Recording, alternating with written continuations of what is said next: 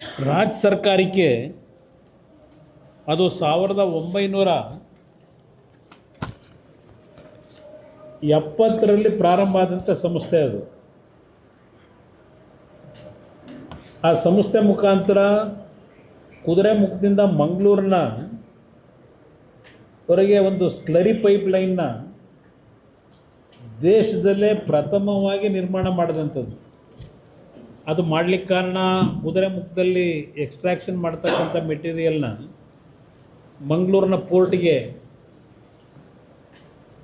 ತಲುಪಿಸ್ತಕ್ಕಂಥದ್ದಕ್ಕೆ ಮಾಡಿದಂಥ ಕಾರ್ಯಕ್ರಮಗಳು. ಅದೆಲ್ಲದರ ಬಗ್ಗೆ ನಿಮಗೆ ಚರ್ಚೆ ಮಾಡಲಿಕ್ಕೆ ಹೋಗಲ್ಲ. ಈ ಒಂದು PSU ಕಂಪನಿಯಿಂದ ಸುಮಾರು 2,500 ಪರ್ಮನೆಂಟ್ ಎಂಪ್ಲಾಯೀಸು, 10,000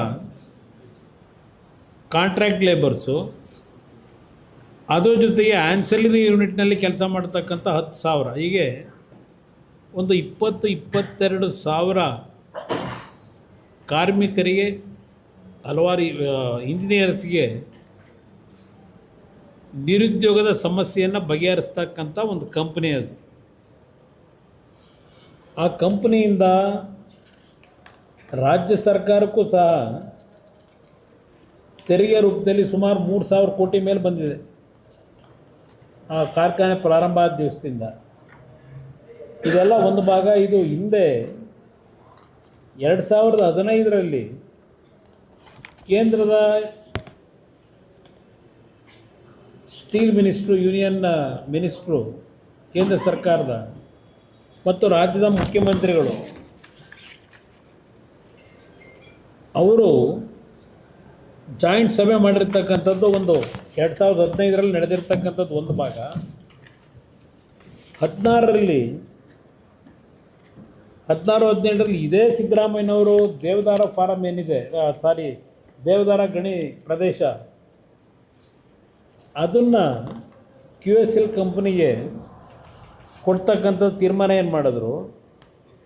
ಆ ಕಂಪ್ನಿಯಿಂದ ಸುಮಾರು 500 ಕೋಟಿಗೂ ಹೆಚ್ಚಿನ ಹಣ ಆ ದೇವದಾರ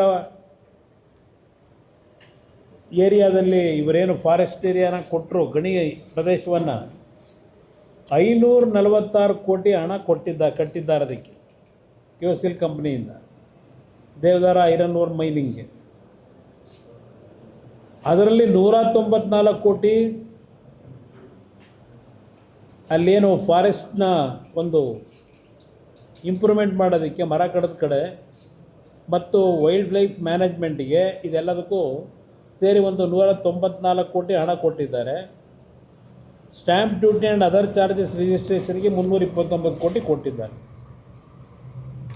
ಇದು ಸರ್ಕಾರ ಕಟ್ಟಿಸ್ಕೊಂಡು ಸಹ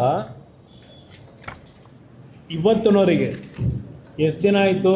2 ವರ್ಷ ಆಯಿತು.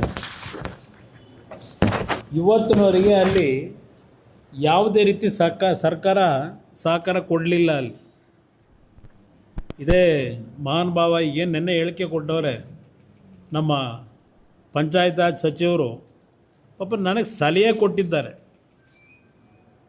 ಸಲಹೆಯನ್ನು ಕೊಡ್ತಾರೆ, HMT ಅರಣ್ಯ ಭೂಮಿ ಕುಮಾರಸ್ವಾಮಿ ಆರೋಪಕ್ಕೆ ಕಂಡ್ರೆ ತಿರುಗೇಟು, ಉಕ್ಕಿನ ಕಾರ್ಖಾನೆ ಪುನಶ್ಚೇತನಗೊಳಿಸಲಿ ಅಂತ ಒಂದು ಹೇಳಿಕೆ ಕೊಟ್ಟವ್ರೆ. QSLನ ಮುಗಿಸೋದಕ್ಕೆ ಏನು ಮಾಡಿದ್ದೀರಿ? ನಾನು ಇವರು ಯಾವಾಗ QSL ಕಂಪ್ನಿ ಹಲವಾರು ಜನ ನಿರುದ್ಯೋಗಿಗಳು, ಸಾವಿರಾರು ನಿರುದ್ಯೋಗಿಗಳು ಬೀದಿಗೆ ಬರ್ತಾರಲ್ಲ ಅಂತೇಳಿ ನಮ್ಮ NMDC ಸಂಸ್ಥೆಯಿಂದನೇ ಅವ್ರಿಗೆ ಐರನ್ ಓರ್ ಕೊಡಿಸಿ ಇಲ್ಲಿವರೆಗೆ ತಳ್ಳಿದ್ದೀನಿ. ಕಾರ್ಖಾನೆ ಇನ್ನೂ ಜೀವ ಕೊಟ್ಟಿದ್ದೀನಿ. ಅದನ್ನು ಒಂದು ಕಡೆ ನಾವು NMDCಗೆ ಮರ್ಜ್ ಮಾಡಿ ಏನಾದರೂ ಮಾಡಿ ಆ ಕಾರ್ಖಾನೆ ಉಳಿಸ್ಬೇಕು, 1970ರಲ್ಲಿ ಪ್ರಾರಂಭ ಆಗಿರೋದು ಅಂತಕ್ಕಂಥದ್ದಕ್ಕೆ ನಾನು ನಿರಂತರವಾಗಿ ಪ್ರಯತ್ನ ಪಡ್ತಾಯಿದ್ದೀನಿ. ನೀವು ಸರ್ಕಾರದಲ್ಲಿ ಕೊಟ್ಟಿರೋ ಕೋಆಪ್ರೇಷನ್ ಏನು ನಮಗೆ ಇಲ್ಲಿ ಹೇಳ್ತೀರಿ ಉಕ್ಕಿನ ಕಾರ್ಖಾನೆ ಪುನಶ್ಚೇತನಗೊಳಿಸಲಿ ಅಂತ ಹೇಳಿ. ನಾನು ಭೀಮಣ್ಣ ಎಂತ ಕಂಡ್ರೆ ಈಶ್ವರ ಕಂಡ್ರೆ ಕೇಳಿ ನಾನು ಮಾಡಬೇಕಾ?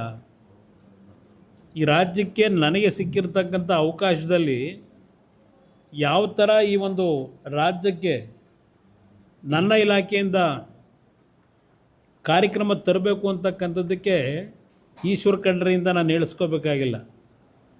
ಪದೇ ಪದೇ HMTಯ ಕಾರ್ಖಾನೆಯ ವಿಷಯದಲ್ಲಿ ಇಲ್ಲಿ ಹೇಳಿಕೆ ಕೊಟ್ಟಿದ್ದಾರೆ. 7 ಕೋಟಿ ಕನ್ನಡಿಗರ ಆಸ್ತಿ.